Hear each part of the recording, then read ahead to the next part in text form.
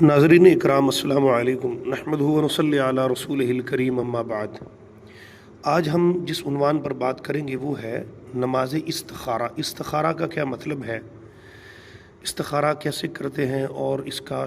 صحیح قرآن و حدیث میں کیا طریقہ کار ہے، مکمل ڈیٹیل کے ساتھ آپ کو ہم اس بات کا آج تعارف کروائیں گے اور آپ تک یہ پیغام قرآن و حدیث کی روشنی میں پہنچائیں گے۔ انتہائی مختصر یہ ہمارا کلپ ہوگا، توجہ سے سماعت فرمائیے گا۔ پہلی بات یہ ہے، کوئی بھی اہم کام کرنا ہو تو اس سے پہلے لازمی طور پر استخارہ کرنا چاہیے۔ جیسے سیدنا جابر بن عبداللہ رضی اللہ عنہ فرماتے ہیں کہ رسول اللہ صلی اللہ علیہ وسلم ہمیں تمام کاموں میں استخارہ کرنے کی تعلیم اس طرح دیتے جس طرح ہمیں قرآن کی سورت کی تعلیم دیتے۔ اللہ اکبر، کتنی بڑی یہ فضیلت اور کتنی بڑی بات ہے۔ جیسے ہم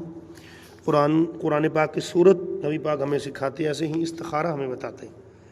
آپ صلی اللہ علیہ وسلم نے فرمایا، صحیح البخاری کتاب التہجد، باب ما جاء فی التطوع مثنى مثنى، آپ علیہ السلام نے فرمایا جب تم میں سے کوئی شخص جب کسی اہم کام کا ارادہ کرے تو وہ فرض کے علاوہ 2 رکعات پڑھے، نماز فرض نمازوں کے علاوہ، پھر یہ استخارے کی دعا پڑھے۔ وہ کون سی دعا ہے؟ اللہم انی استخیرک بعلمک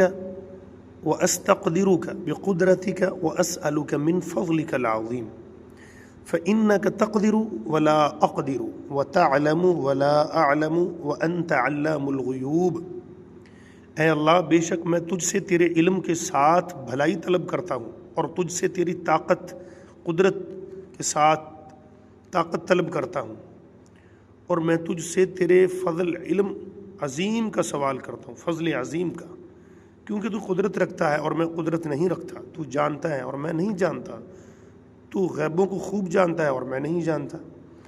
اور آگے اللہم ان کنت تعلم، اے اللہ اگر تو جانتا ہے کہ بے شک یہ کام، ان ھذا الامر، یہ جو ھذا الامر کے الفاظ ہے، ادھر اپنے کام کا نام لینا آپ نے،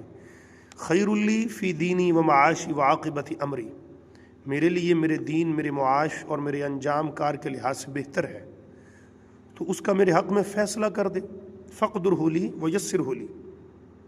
ثم بارک لی فیہ، تو اس کام کا میرے حق میں فیصلہ کر دے اور اسے میرے لیے آسان کر دے، پھر میرے لیے ان میں برکت ڈال دے۔ وَإِن كُنْتَ تَعْلَمُ أَنَّ هَذَا الْأَمْرَ، تو اگر تو جانتا ہے کہ بے شک یہ کام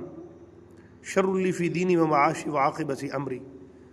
اس کام کا پھر نام لے، میرے لیے میرے دین، معاش، میرے انجام کار کے لحاظ سے برا ہے، تو اسے مجھ سے دور کر دے، فاصرف عنی، مجھ سے دور کر دے، واصرفنی عنہ، اور مجھے اس سے دور کر دے، واقدرہ لی الخیر، واقدر لی الخیر، اور میرے لیے بھلائی کا فیصلہ کر دے، جہاں بھی ہو وہ ہو پھر مجھے اس پر راضی کر دے۔ یہ صحیح البخاری کتاب التہجد کی حدیث نمبر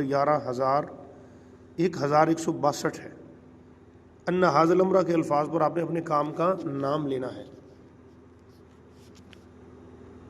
تو یہ دعا تھی استخارہ کی اور اس کا ترجمہ آپ کو بتایا، اور آگے چلیں۔ استخارہ یہ ہے کہ گویا بندہ اپنے کسی کام کا اللہ تعالیٰ سے مشورہ کرتا ہے، جیسے کہ نبی اکرم صلی اللہ علیہ وسلم کا پیغام نکاح ملنے پر سیدہ زینب بنت جحش نے فرمایا، ما انا بصانعۃ شیئا حتی اوامر ربی فقامت الی مسجدہا،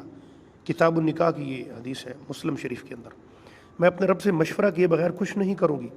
حالانکہ نبی اکرم جیسی ذات ہے،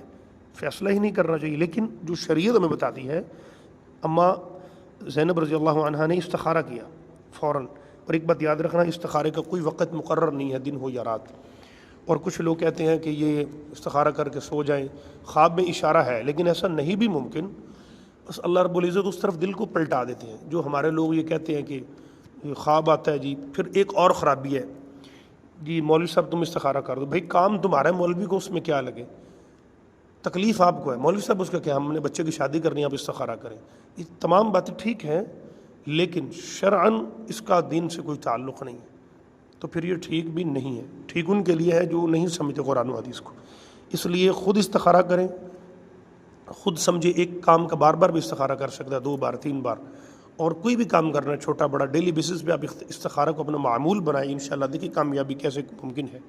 اللہ رب العزت ہمیں قرآن و حدیث کی سمجھ نصیب فرمائے۔ السلام علیکم، ملتے ہیں اگلے اچھے کسی قرآن و حدیث کے ٹاپک کے ساتھ۔ اب اس کا طریقہ سمجھیے، 2 رکعت نماز پڑھ کے سلام پھیر کے اپنے دونوں ہاتھ اٹھائیں، اللہ رب العزت سے درد دل سے دعا کریں، اور یہ جو مذکورہ دعا بتائی ہے یہ دعا پڑھیں۔ حصن المسلم پہ آپ کو ملے گی، گوگل کے اوپر آپ لکھ لیں، دعائے استخارہ مل جائے گی، تو یہ آپ پڑھ کے دعا کریں اور اللہ پہ چھوڑ دیں، انشاءاللہ میرا اللہ رحمت فرمائے گا۔